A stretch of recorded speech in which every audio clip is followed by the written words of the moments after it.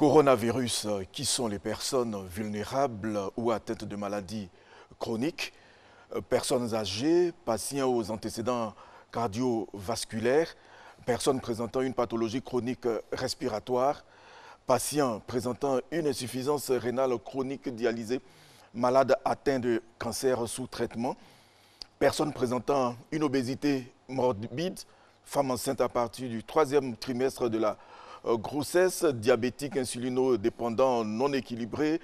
La liste est longue. Ce soir, nous recevons le professeur Diako Abodo, président élu de la Fédération internationale du diabète, région Afrique, responsable de l'enseignement de l'endocrinologie et des maladies métaboliques à l'université Félix Houphouët-Boigny de Cocody pour nous parler des personnes les plus touchées par le Covid-19. Bonsoir, professeur Diako. Bonsoir, monsieur Victorien. Merci d'avoir accepté notre invitation pour célébrer la vie. Je vous en prie. Bonsoir, chers téléspectateurs. J'ajoute que le professeur Diako est également le président de l'association Obésité et Diabète de Côte d'Ivoire AODCI et de l'Alliance des organisations de la lutte contre les maladies chroniques de Côte d'Ivoire. C'est quoi les maladies chroniques? Bien, monsieur Victorien, vous avez vous-même dans l'introduction défini, pour ne pas dire citer, les maladies chroniques.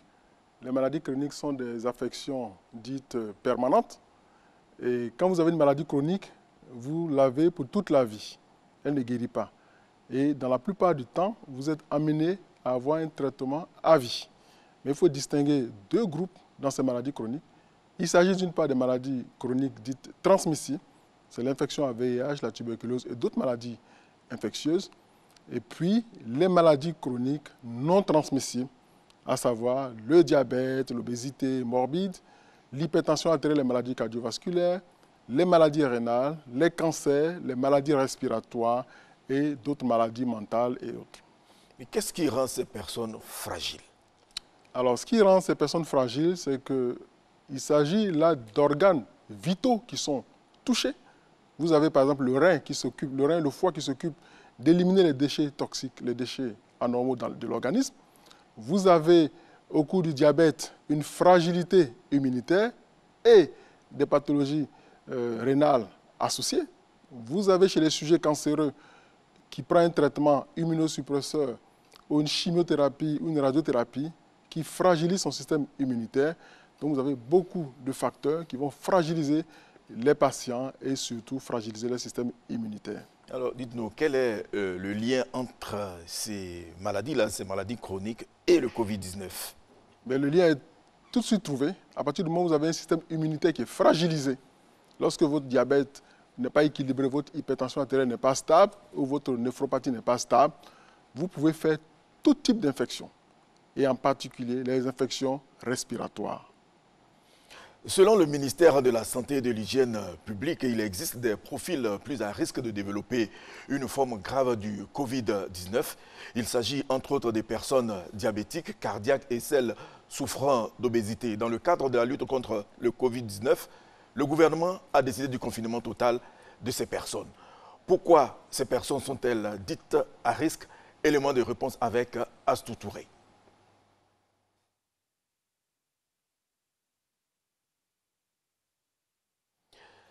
Professeur, nous allons être plus précis. C'est quoi le diabète? Alors, le diabète se définit comme un état d'hyperglycémie chronique en rapport avec des facteurs génétiques, donc l'hérédité, la transmission au niveau de la famille, mais également des facteurs dits environnementaux. Il s'agit de l'alimentation déséquilibrée, trop riche en calories, trop grasse, trop sucrée, et de l'inactivité physique. Sans oublier, bien entendu, le stress. De façon plus biologique, vous êtes diabétique lorsque vous avez une hyperglycémie, une glycémie à jeun, à 2 reprises supérieure ou égale à 1,26 g par litre. L'hypertension, le diabète et les maladies coronariennes étaient-ils les comorbidités les plus courantes? Absolument. Dans la plupart des résultats qui ont été publiés, d'abord en Chine, aux États-Unis, puis en Europe, vous le voyez bien, les sujets atteints de Covid-19, pour la plupart entre 99 jusqu'à même entre 67 et 99% ont des maladies chroniques. L'hypertension artérielle est le chef des files avec 74%. Vient ensuite les maladies cardiovasculaires, 65%, le diabète, 35%, et puis les maladies rénales, les cancers, les maladies respiratoires, autour de 20%. Les patients admis en réanimation seraient en général en surpoids ou en situation d'obésité. Tout à fait. Alors, l'obésité, notamment l'obésité morbide, lorsque l'indice de masse corporelle, qui est le rapport du poids en kilogrammes sur le carré de la taille en mètres, lorsqu'il est au-delà de 35 voire de 40 kg par mètre carré, vous êtes en état d'obésité morbide. À partir de cet instant, vous pouvez avoir plusieurs maladies chroniques, à savoir l'hypertension artérielle, vous pouvez avoir également le diabète et d'autres maladies respiratoires, l'arthrose et tout cela. Alors tout ceci va favoriser déjà une fragilité de votre organisme et associé à cet excès de graisse, vous pouvez développer des complications graves et notamment les complications cardiovasculaires et les troubles de la coagulation qui expliquent cette mortalité importante dans ce groupe de patients. Alors, dans le cas du Covid-19, quelle est la situation des populations jeunes et celle des femmes? Alors bien entendu, au début on pensait que les enfants étaient totalement épargnés. Après on s'est rendu compte qu'il y avait des enfants qui sont atteints, il y avait des sujets jeunes. En réalité, les sujets jeunes ont un état d'immunité plus compétent parce qu'ils sont pour la plupart exempts de maladies chroniques. Vous le constaterez, les sujets âgés ont cumulé au cours de leur vie beaucoup de maladies chroniques. Vous pouvez avoir le diabète à 40 ans, l'hypertension à 50 ans, les maladies cardiovasculaires à 65 ans. Donc, au fur et à mesure du vieillissement, vous cumulez beaucoup de maladies chroniques, donc vous devenez fragile. Donc, les sujets âgés sont protégés déjà par cela, parce qu'ils sont jeunes, le système immunitaire se renforce. Et puis, il y a également une hormone sécrétée à la base du crâne hypophysaire, donc, qui va sécréter la mélatonine, qui semblerait être protecteur au cours de certains travaux qui ont été réalisés en Italie. Et pourquoi les femmes enceintes à partir du 3e trimestre de la grossesse seraient-elles exposées au Covid-19? Alors, en ce qui concerne la grossesse est un état physiologique. Mais au fur et à mesure que la grossesse évolue, notamment à partir de la fin du 2e trimestre et au cours du 3e trimestre, vous avez la sécrétion continue et cumulée de certaines hormones, notamment le cortisol et autres, qui vont être à l'origine d'augmentation de certains besoins, notamment en insuline. Donc, vous pouvez développer un diabète de grossesse, qu'on appelle diabète gestationnel. Vous pouvez développer une hypertension artérielle de grossesse. Vous pouvez avoir des œdèmes en rapport avec une protéinurie. Donc, l'organisme devient plus ou moins fragilisé. Et dans un tel contexte, il faut faire attention. C'est pour cela qu'il faut continuer à suivre les consultations prénatales, malgré la situation, avec bien entendu des mesures sanitaires strictes pour arriver au bout de cette grossesse et éviter d'être contaminé ou d'avoir des problèmes. La raison qui fait des complications, qui fait que des complications se développent chez certains patients, il y a une raison principale? Bien entendu, nous avons parlé de l'accumulation de ces facteurs de risque. Nous avons également parlé de l'avancée en âge. Et lorsque tous ces facteurs cumulent et que l'immunité baisse, vous pouvez développer cette affection de façon plus fréquemment et de façon plus fréquente et avoir des complications beaucoup plus importantes. Il ne faut pas oublier que le Covid-19 en lui-même est un agent pathogène très contagieux, mais également assez agressif. Et il semble sécréter des éléments qui vont être à l'origine de certaines anomalies, telles que les troubles de la coagulation. Selon une étude basée sur des données chinoises du coronavirus relayées le vendredi 20 mars dernier par une fondation contre le cancer en France, les fumeurs sont plus à risque de développer une forme sévère du Covid-19, pourtant pouvant conduire à la respiration artificielle, voire à la réanimation. Maintenant, il est dit que les fumeurs résistent à la maladie. Qu'en est-il? Alors, il s'agit de la spéculation. Vous allez le comprendre, il s'agit d'études observationnelles. Une bonne cohorte a été observée en France lorsque, parmi les sujets hospitalisés, parmi les sujets décédés, on se rend compte que dans les différents groupes, il y a tantôt moins de sujets fumeurs. Mais en réalité, il faut savoir que le tabac est extrêmement nocif pour le poumon. Donc, il fragilise le poumon d'emblée. Donc, lorsque vous avez le Covid-19, vous êtes à risque de développer des complications plus sévères, des troubles respiratoires qui conduisent très rapidement à l'hospitalisation. En clair, il faut éviter le tabac, surtout dans ces périodes-là. Justement, le tabac est connu pour endommager, voire paralyser les cils des voies respiratoires. C'est ce que vous dites. Hein. Absolument. Des facteurs génétiques pourraient-ils expliquer l'apparition de complications chez certains patients? Alors là encore, c'est de la spéculation sur certaines données qui sont parcellaires. est incomplète. Et je pense qu'il y a beaucoup d'études qui ont été réalisées aux États-Unis, notamment dans un groupe de sujets noirs, dans l'Illinois par exemple. On se rend compte que beaucoup de sujets noirs sont atteints de la maladie et font des formes graves. En fait, quand on va plus loin dans l'étude, on se rend compte qu'il s'agit des sujets exposés, des sujets fragiles, des sujets qui sont diabétiques, souvent hypertendus, obèses, et qui sont le plus souvent en première ligne par rapport un peu aux travaux de ménage, donc ils sont très exposés.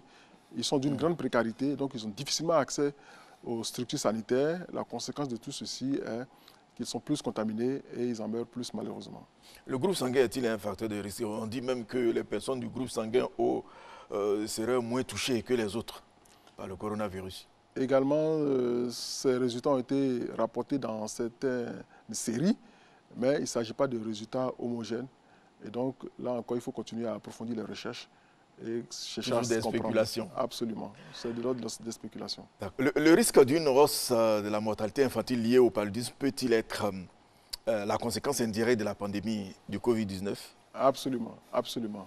À ce jour, notamment dans nos pays, on se rend compte que les populations ont de plus en plus peur d'aller à l'hôpital parce que certains patients sont hospitalisés dans nos structures hospitalières, mais il faut faire attention, il faut continuer à respecter les mesures de prévention en ce qui concerne le paludisme, dormir sous une moustiquaire imprégnée, améliorer son environnement immédiat et puis aller à l'hôpital lorsque cela est nécessaire, bien entendu avec les mesures de sécurité sanitaire appropriées publiées par le gouvernement.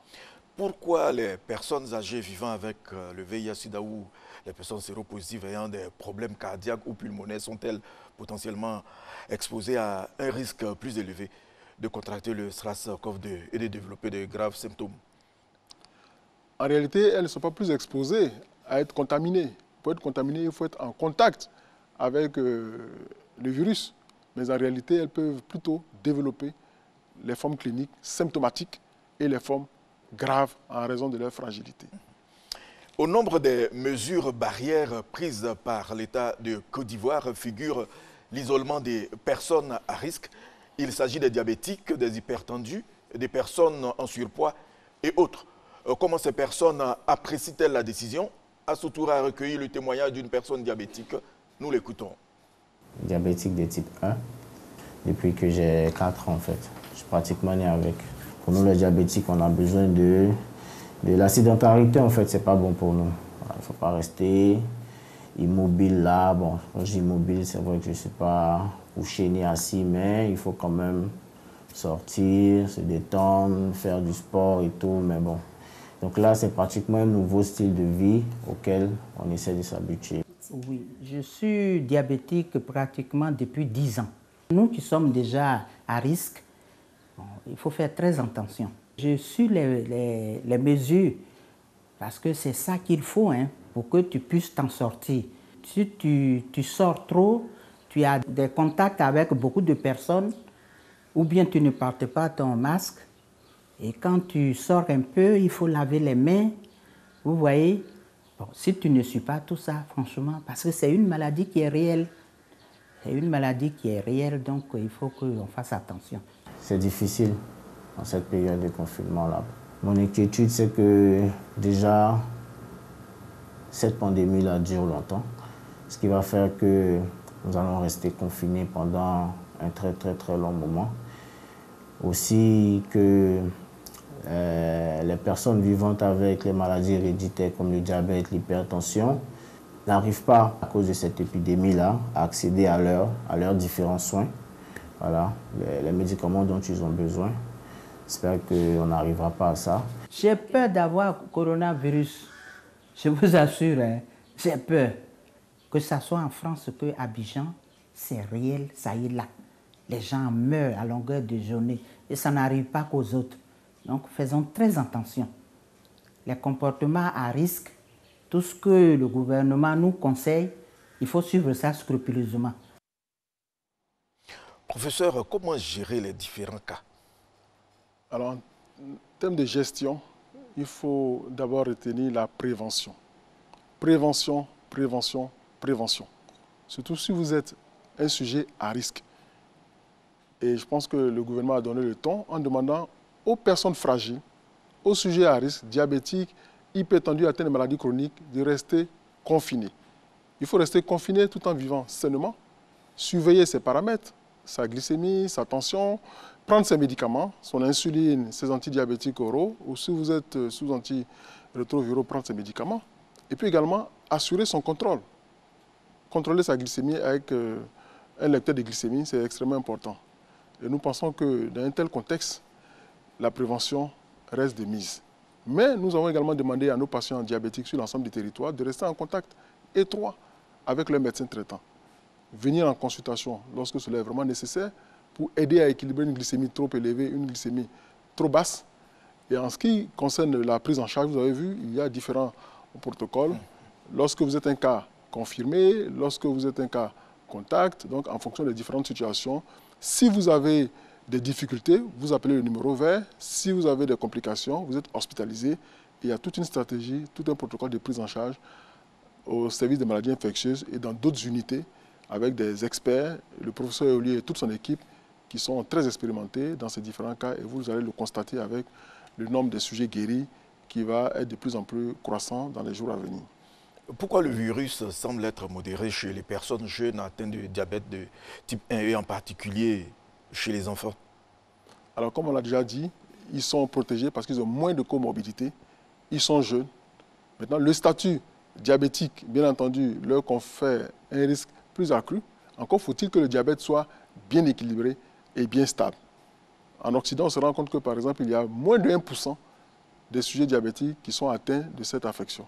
Mais cela peut être différent dans des conditions où les patients diabétiques ne sont pas du tout bien équilibrés. Donc, il faut faire attention et puis surveiller ces populations-là, surtout lorsqu'elles sont diabétiques, même si elles sont moins à risque de développer cette pandémie-là. Et pourquoi existe-t-il des risques accrus chez les personnes âgées atteintes de diabète, en particulier si elles présentent des complications chroniques? Alors donc, le vieillissement en rapport avec l'âge fragilise le système immunitaire, accumule les facteurs de risque. En plus, vous avez des facteurs de risque avérés comme le diabète, le cancer ou les maladies cardiovasculaires. C'est évident que vous allez développer des formes plus sévères et vous pouvez faire des complications et en mourir. Alors, indépendamment de l'âge, que la personne vive avec un diabète de type 1 ou 2 ou qu'elle n'ait pas de problème de santé, que doit-elle faire pour être à l'abri du Covid-19? Il s'agit donc de mesures barrières édictées par le gouvernement. Il faut rester en confinement partiel pour l'ensemble de la population, confinement absolu pour les sujets atteints de maladies chroniques et pour l'ensemble de la population, respecter les mesures barrières édictées par le gouvernement. Lorsque vous avez des signes, vous avez des signes d'alarme, des signes d'alerte, il faut composer les différents numéros pour se faire prendre en charge. Avez-vous identifié des problèmes et exploré des solutions justement pour le cas précis des diabétiques?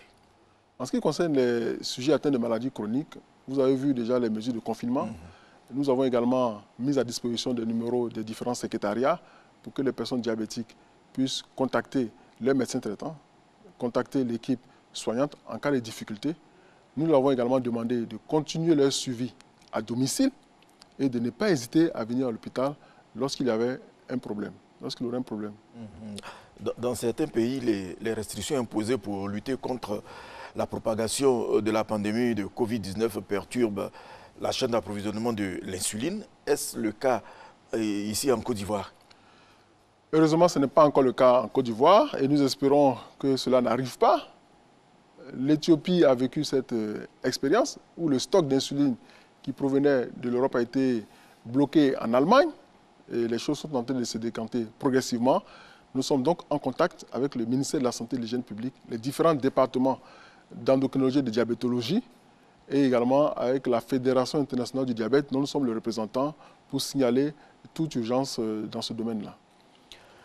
En vue de soutenir le plan de riposte contre le Covid-19, deux entreprises ont offert du matériel sanitaire au ministère de la Santé et de l'Hygiène publique. C'est dans Actu et Santé. Les responsables des filiales du groupe Eranov au ministère de la Santé et de l'Hygiène publique. Eu égard au contexte sanitaire mondial auquel la Côte d'Ivoire n'échappe pas, ils ont décidé d'apporter leur solidarité au gouvernement à travers le ministère de la Santé et de l'Hygiène publique. Ainsi, un chèque d'une valeur de 365 millions de francs CFA, comprenant 4 unités complètes de réanimation pour des traitements en soins intensifs avec des respirateurs, 100 lits médicalisés et 200 000 masques. Les sociétés CIE, Sodeci et Cyprel, qui sont des filiales du groupe Eranov, sont des entreprises citoyennes qui travaillent depuis plusieurs dizaines d'années en Côte d'Ivoire. Donc ces sociétés ne peuvent pas être insensibles face à la crise du coronavirus. Et donc nous avons souhaité apporter notre contribution au plan de riposte de l'État de Côte d'Ivoire afin d'accompagner les populations dans cette période difficile. Tout en saluant cet acte de citoyenneté, Akawele n'a pas manqué de rappeler l'enjeu de cette lutte. Je ne manque pas d'élargir ces remerciements aux membres des entreprises de votre groupe dans son ensemble pour leur sensibilité aux actions de la lutte contre le coronavirus, malgré l'aménagement des modalités de paiement des consommations des ménages que vous avez en charge d'étudier. Après les filiales du groupe Eranov, une entreprise privée a fait don de 2 ambulances avec des kits sanitaires, le tout d'une valeur de 50 millions de francs CFA. C'est vraiment une épidémie qui touche à tout le monde, qui n'a pas d'âge, qui n'a pas de race, qui n'a pas rien de tout. C'est un acte humanitaire et on encourage tout le monde de faire le bien et l'effort pour aider la Côte d'Ivoire. Akawele en a profité pour rappeler l'engagement des agents de la santé dans cette lutte avant d'exhorter ses donateurs à être des agents de sensibilisation dans leurs différents domaines d'activité afin de bouter hors du pays la maladie à coronavirus. Professeur, nous sommes au terme de cette émission. Les diabétiques doivent-ils adopter des mesures d'hygiène particulières? Bien entendu. Alors nous leur recommandons déjà de suivre correctement leur traitement, de suivre correctement la glycémie, de se rendre compte d'une baisse importante de la glycémie, de pouvoir la corriger. On leur a enseigné cela. Lorsque la glycémie s'élève, ils ont également eu l'éducation nécessaire pour corriger le traitement à l'insuline ou de s'approcher de l'équipe soignante. Nous leur demandons d'avoir une activité physique régulière, autant que possible, d'avoir une alimentation saine, même s'ils sont confinés, à base de fruits et légumes, surtout de produits frais, de rester confinés, d'aller à l'hôpital que lorsque cela est nécessaire, de s'assurer de connaître les différents numéros, notamment le 119 et les autres numéros verts, et bien entendu, de pouvoir joindre le centre hospitalier en cas d'infection intercurrente. Nous recevions le professeur Jaco Abodo, président élu de la Fédération internationale du diabète, région Afrique, responsable de l'enseignement de l'endocrinologie et des maladies métaboliques à l'université Félix Houphouët-Boigny de Cocody, le président de l'association Obésité Diabète de Côte d'Ivoire AODCI et de l'Alliance des organisations de la lutte contre les maladies chroniques de Côte d'Ivoire est venu parler des personnes les plus touchées par le Covid-19. Bonne suite de programme sur RTI 1.